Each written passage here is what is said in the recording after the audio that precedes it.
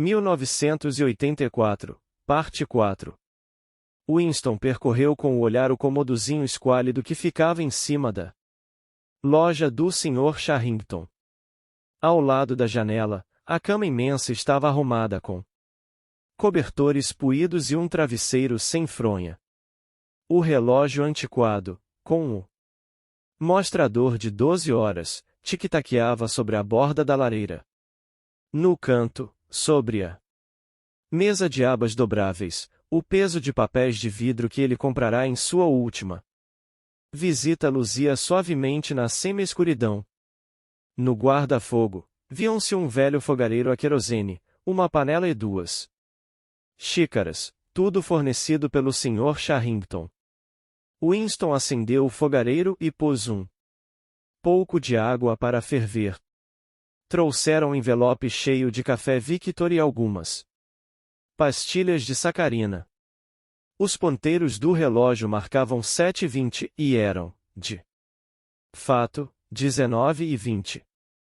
Ela chegaria às 19h30. Loucura, loucura, seu coração não se cansava de dizer, e insensatez deliberada, gratuita e suicida. De todos os crimes que um membro do partido podia cometer, aquele era o mais difícil de encobrir. Na realidade, a ideia começara por assomar a sua mente na forma de uma visão do peso de papéis de vidro refletido na superfície da mesa de abas dobráveis. Como ele previra, o Sr. Charrington não apresentará empecilhos para alugar o quarto. Ficará perceptivelmente satisfeito com o dinheirinho extra que haveria de ganhar. Tampouco se mostrará escandalizado ou se tornará agressivamente malicioso quando ficará claro que Winston pretendia usar o quarto para encontros amorosos. Em vez disso, olhou para um ponto a meia distância e falou de generalidades com um ar tão delicado que dava a impressão de ter se tornado parcialmente invisível. A privacidade, disse, era uma coisa muito valiosa. Todo mundo queria ter um lugar em que pudesse estar a sós de vez em quando. E quando alguém encontrava um lugar assim, não era senão um gesto da mais trivial cordialidade que aqueles que soubessem do fato guardassem a informação para si mesmos. O antiquário chegou a acrescentar, dando a impressão de quase se dissolver no ar ao fazê-lo, que a casa tinha 2 entradas, sendo uma delas pelo quintal, que dava para um beco. Havia alguém cantando sob a janela.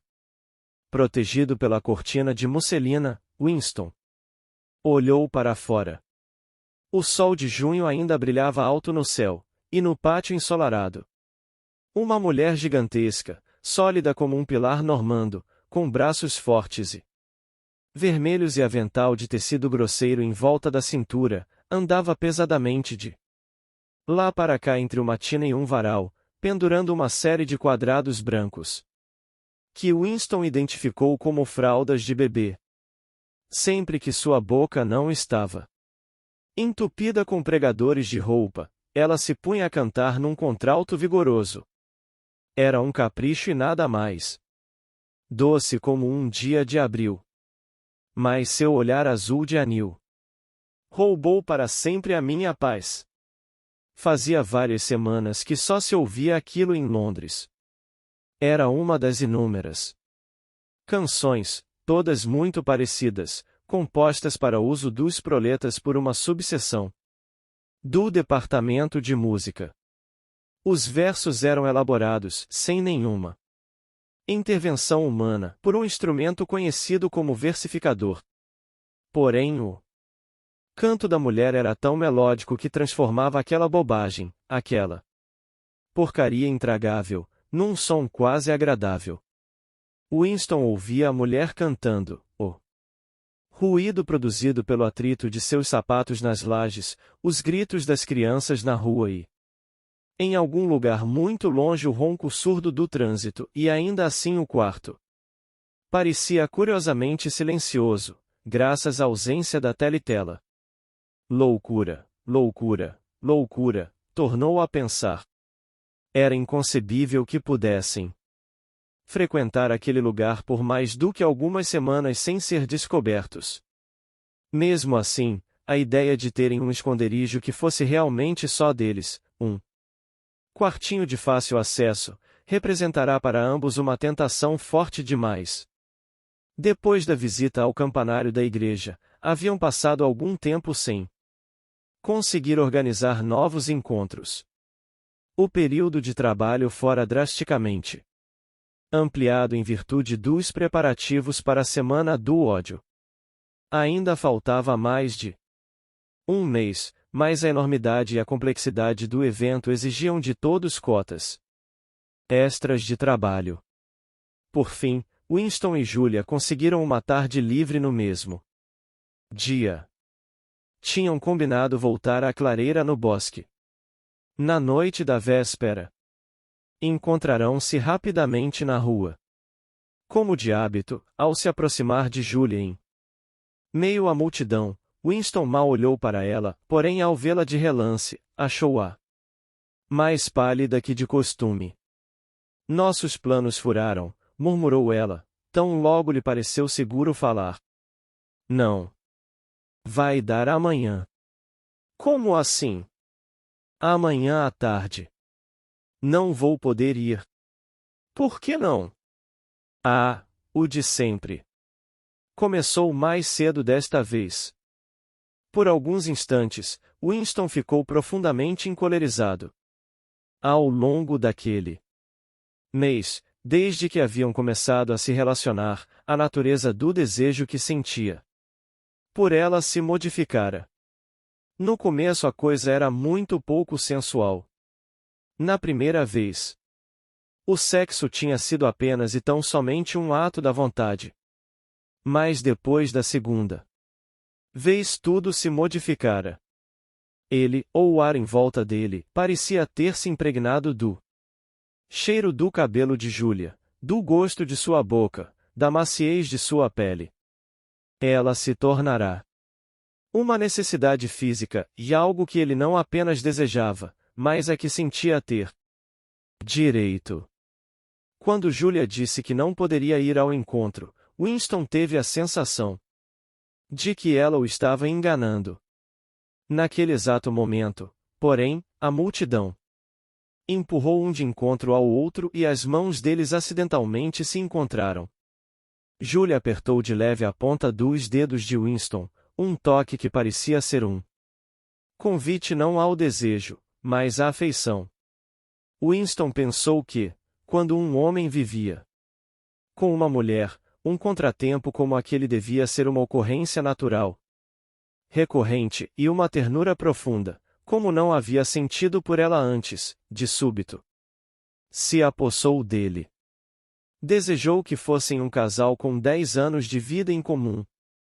Desejou poder andar com ela pelas ruas exatamente como faziam agora, porém às claras e sem medo, conversando sobre assuntos triviais e comprando coisinhas para a casa.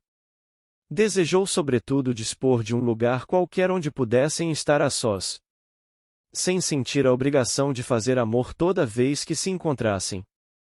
Não fora efetivamente naquele instante, mas em algum momento do dia seguinte lhe ocorrerá a ideia de alugar o cômodo do Sr. Charrington.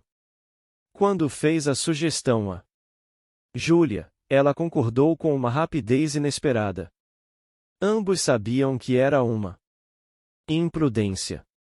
Era como se estivessem dando intencionalmente um passo na direção de suas sepulturas. Sentado na borda da cama, Winston tornou a pensar nas celas do Ministério do Amor. Curioso como aquele horror predeterminado se afastava da consciência da pessoa e depois voltava. Um horror localizado ali, num ponto futuro, que antecipava a morte com a mesma certeza com que o 99 antecipava o 100. Um destino que não se podia evitar, muito embora talvez fosse possível postergá-lo. Todavia, em vez disso, a pessoa volta e meia optava, graças a um ato consciente Voluntário, por abreviar o tempo de sua ocorrência. Nesse instante, passos rápidos soaram na escada. Júlia irrompeu no quarto. Trazia uma sacola de ferramentas, uma sacola de lona marrom rústica, como a que por vezes ele a vira carregando de um lado para o outro no ministério. Winston precipitou-se para tomá-la nos braços, porém ela se desprendeu dele com alguma ansiedade, em parte porque ainda estava com a sacola nas mãos. Só um segundo, disse. Quero que veja o que tenho aqui. Você trouxe aquela porcaria de café Victory? Imaginei que traria. Pode jogar fora, não vamos mais precisar dele. Olhe isto. Júlia ficou de joelhos, abriu a sacola com alvoroço e jogou no chão algumas chaves inglesas e uma chave de fenda que ocupavam a parte de cima da sacola. A parte inferior estava forrada com esmerados pacotes de papel. O primeiro pacote que ela pôs nas mãos de Winston tinha uma consistência estranha e todavia vagamente familiar. Seu conteúdo era pesado, parecia areia e cedia onde a pessoa o tocasse. Não vá me dizer que é açúcar, exclamou ele. Açúcar de verdade. Não é sacarina, não, é açúcar. E aqui temos um belo pão. Pão mesmo, não aquela coisa horrorosa que estamos acostumados a comer e um vidrinho de geleia. E aqui uma lata de leite. Mas veja. É disto que eu mais me orgulho. Tive de embrulhar em um pano porque. Porém não foi preciso que ela explicasse por que tivera de embrulhar aquilo em um pano. O cheiro já inundava o aposento, um cheiro forte, pronunciado, que parecia a Winston uma emanação dos primeiros anos de sua infância, mas que ainda agora era possível sentir ocasionalmente, ao se sair por um vestíbulo antes de uma porta ser fechada ou difundindo-se misteriosamente por uma rua apinhada de gente, inalado por um instante no momento seguinte extinto de novo. É café, murmurou ele, café de verdade. É o café do núcleo do partido. Tem 1 quilo aqui, disse ela. Como você conseguiu essas coisas? É tudo reservado para o consumo do núcleo do partido. Os pulhas têm de tudo. Para eles nunca falta nada. Mas é claro que os garçons, as empregadas e outras pessoas acabam passando a mão numa coisa ou outra e, veja, arrumei um pacotinho de chá também. Winston estava de cócoras ao lado dela. Rasgou um canto do pacote. É chá mesmo. Não folhas de amora preta. Tem aparecido muito chá ultimamente. Conquistaram a Índia ou coisa assim? Disse Júlia distraída. Mas escute, amor. Quero que você fique de costas para mim. Por 3 minutos. Vá se sentar do outro lado da cama. E não olhe antes de eu mandar você se virar. Winston, absorto, olhou para fora através da cortina de musselina. Lá embaixo, no quintal, a mulher de braços vermelhos continuava a marchar de um lado para o outro, entre a tina e o varal. Tirou mais pregadores da boca e cantou com muito sentimento. Dizem que o tempo tudo cura. E que no fim sempre se esquece. Mas risos e choros, até parece que a vida passa e eles perduram. A mulher parecia saber de cor e salteado todos os versos daquela canção melosa. Sua voz adejava com o doce ar estival, extremamente melodiosa, transportando uma espécie de melancolia feliz. Tinha-se a impressão de que ela se sentiria perfeitamente satisfeita se a noite de junho fosse infinita e o estoque de roupas inesgotável, obrigando-a a passar 1000 anos ali, pendurando fraldas no varal e cantarolando bobagens. De repente ocorreu a Winston como era curioso que ele nunca tivesse ouvido um membro do partido cantar sozinho, espontaneamente. Seria uma atitude pouco ortodoxa, uma excentricidade perigosa, como falar consigo mesmo. Talvez as pessoas só tivessem um assunto sobre o qual cantar quando viviam em algum patamar próximo da inanição. Pode olhar agora, disse Julia. Winston se virou e levou quase um segundo para reconhecê-la. Imaginava que a veria nua. Mas ela não estava nua. A transformação ocorrida era muito mais surpreendente que isso. Julia se maquiara. Devia ter entrado furtivamente em alguma loja dos bairros proletários e comprado um estojo completo de maquiagem. Seus lábios estavam muito vermelhos, suas maçãs, rosadas, seu nariz, empoado, havia até algo sutilmente aplicado sob os olhos para deixá-los mais brilhantes. O trabalho não tinha sido muito bem feito, porém os padrões de Winston nesse quesito não eram elevados. Ele nunca tinha visto nem imaginado uma mulher do partido com cosmético no rosto. A melhora na aparência de Julia era impressionante. Com algumas pinceladas de cor nos lugares certos, ela ficará não apenas mais bonita como, sobretudo, muito mais feminina. Os cabelos curtos e o macacão de menino somente reforçavam o efeito. Ao tomá-la nos braços, uma onda de violetas sintéticas inundou as narinas de Winston. Ele se lembrou da semi-escuridão de uma cozinha de subsolo e da boca cavernosa de uma mulher. Era exatamente o mesmo perfume, porém no momento aquilo não pareceu ter a menor importância. E perfumada, disse. Sim, amor, perfumada. E sabe qual vai ser a próxima coisa que eu vou fazer? Vou arrumar um vestido de verdade em algum lugar e vou usá-lo em vez destas malditas calças e meias de seda, e sapatos de salto alto. Neste quarto serei uma mulher, não uma camarada do partido. Tiraram a roupa e subiram na imensa cama de mogno. Foi a primeira vez que Winston ficou nu na presença dela. Até então, sentirá muita vergonha de seu corpo macilento e descarnado, com veias salientes e varicosas nas panturrilhas e a mancha descorada no tornozelo. Não havia lençóis, o cobertor sobre o qual se deitaram era surrado e liso, e as dimensões da cama, assim como as molas do colchão, deixaram os dois abismados. Deve estar cheio de percevejos, mas e daí? Disse Julia. Não. Havia mais cama de casal em lugar nenhum, só nas casas dos proletas.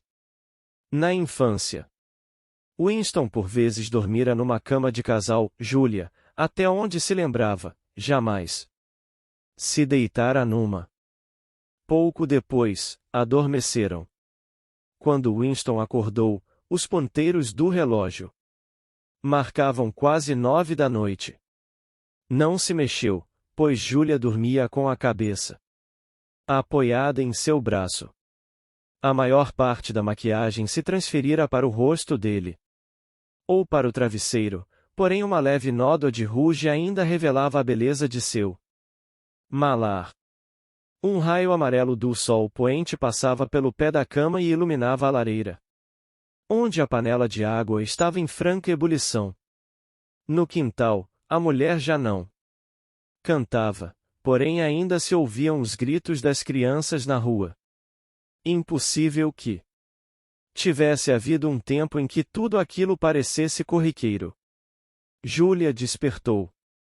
Esfregou os olhos e apoiou-se no cotovelo para olhar para o fogareiro. Metade da água já evaporou, disse.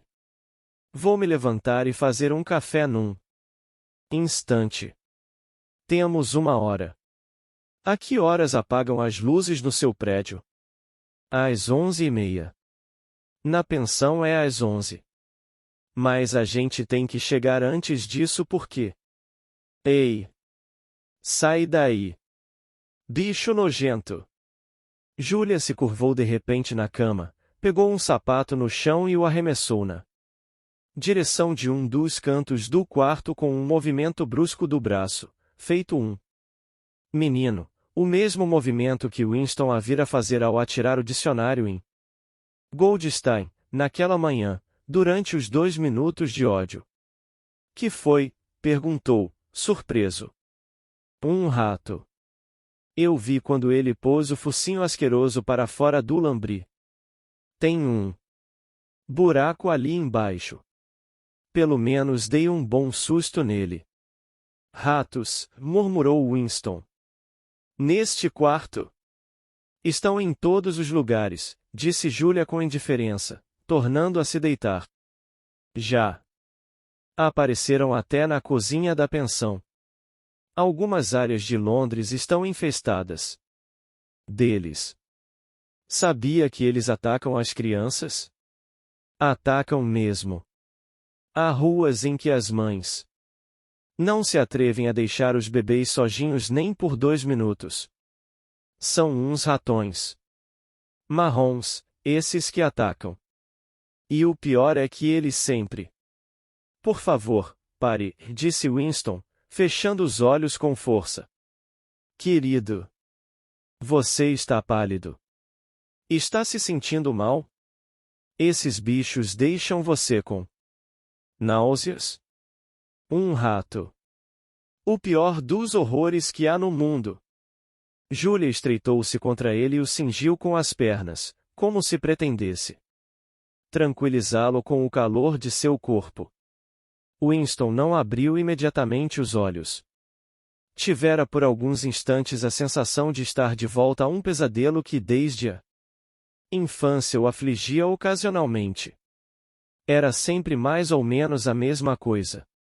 Ele se via diante de uma muralha de escuridão, e do outro lado havia uma coisa insuportável, algo horrível demais para ser encarado.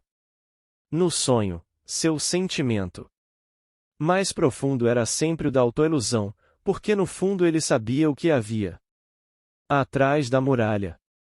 Se fizesse um esforço abominável, como o de arrancar um pedaço do próprio cérebro, seria capaz até de arrastar a coisa para a luz. Sempre acordava sem descobrir o que era, porém tinha alguma relação com o que Júlia estava dizendo. Quando ele a interrompeu. Desculpe, disse. Não foi nada. É que não gosto de rato, só isso. Não se preocupe, amor, não vamos deixar esses bichos nojentos entrarem aqui. Vou tampar o buraco com um pedaço de pano antes de irmos embora. E da próxima vez trago um pouco de argamassa e fecho tudo bem direitinho. O momento negro de pânico já estava quase esquecido. Um pouco envergonhado de si mesmo, Winston sentou-se na cama, apoiando as costas na cabeceira. Júlia se levantou, vestiu o macacão e fez o café. O cheiro que saía da panela era tão forte e estimulante que eles fecharam a janela, com medo que alguém do lado de fora o sentisse e desconfiasse de alguma coisa. Ainda melhor que o gosto do café era a textura sedosa que o açúcar lhe conferia, algo de que Winston tinha quase se esquecido depois de anos de sacarina. Com uma mão no bolso e um pedaço de pão com geleia na outra, Júlia circulou pelo quarto, olhando com indiferença para a estante de livros, observando qual seria a melhor forma de consertar a mesa de abas dobráveis, deixando-se cair na poltrona surrada para ver se ela era confortável. Examinando o absurdo relógio de 12 horas com uma espécie de deleite tolerante. Levou o peso de papéis de vidro para a cama para poder vê-lo sob uma luz melhor. Winston tirou-o de suas mãos, fascinado como sempre pelo aspecto delicado do vidro, com as bolinhas que lembravam gotas de chuva. Você tem ideia do que seja isto? Indagou Júlia. Acho que não é nada, quer dizer, acho que nunca foi usado para nada. É justamente por isso que gosto dele. É um pedacinho da história que se esqueceram de alterar. Uma mensagem de 100 anos atrás, se alguém soubesse como lê-la. E aquele quadro ali, a Júlia fez um gesto com a cabeça, indicando a gravura na parede oposta. Será que tem 100 anos? Deve ter mais. Eu diria que tem uns 200. Mas não dá para saber. Hoje é impossível descobrir a idade do que quer que seja. Júlia foi observar a gravura mais de perto. Foi aqui que aquele bicho botou o focinho para fora, disse, chutando o lambri logo abaixo do quadro. Que prédio é esse? Já vi em algum lugar. É uma igreja, quer dizer, era. Chamava-se São Clemente dos Dinamarqueses. Lembrou-se do pedaço da quadrinha que o Sr. Charrington havia lhe ensinado e acrescentou, meio nostálgico, sem casca nem semente, dizem os sinos da São Clemente. Para sua perplexidade, Júlia completou. Esses vinténs são para mim, cantam os sinos da São Martim. E o culpado, quem é, afinal? Perguntam os sinos do tribunal. Não me lembro mais como continuava. Só sei que terminava assim, e vá para cama e seja um bom moço, ou vem a cuca e te corta o pescoço. Era como as duas partes de uma contrassenha. Mas devia haver outro verso depois. De os sinos do tribunal. Talvez desse para desencavá-lo da memória do Sr. Charrington, se o provocasse com o estímulo adequado. Quem lhe ensinou isso? Perguntou Winston. Meu avô. Costumava cantar para mim quando eu era pequena. Foi pulverizado quando eu tinha 8 anos. Enfim, desapareceu. Eu gostaria de saber o que era um limão, acrescentou, despreocupada. Laranjas eu já vi. São uma espécie de fruta. Amarela e redonda, de casca grossa. Me lembro dos limões, disse Winston. Eram muito comuns nos anos 1950. Tão azedos que só de sentir o cheiro a pessoa ficava arrepiada. Aposto que está cheio de percevejos atrás desse quadro, disse Júlia. Vou tirá-lo daqui e dar uma boa limpada nele um dia desses. Acho que deve estar na hora de irmos embora. Preciso tirar a maquiagem. Que droga! Depois eu limpo o batom do seu rosto.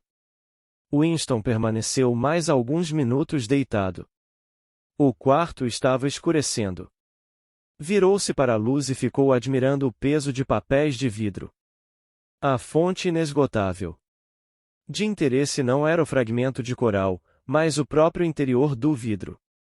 Havia tamanha profundidade ali, e no entanto o vidro era quase tão transparente quanto o ar. Era como se a superfície do vidro fosse o arco do céu, encerrando um mundo minúsculo em sua atmosfera completa. Winston tinha a sensação de que seria capaz de entrar ali e de que na verdade estava ali dentro, ele, a cama de mogno, a mesinha de abas dobráveis, o relógio, a gravura de aço e o próprio peso de papéis. O peso de papéis era o quarto onde ele estava, e o coral era a vida dele e a de Júlia, fixadas numa espécie de eternidade no coração do cristal.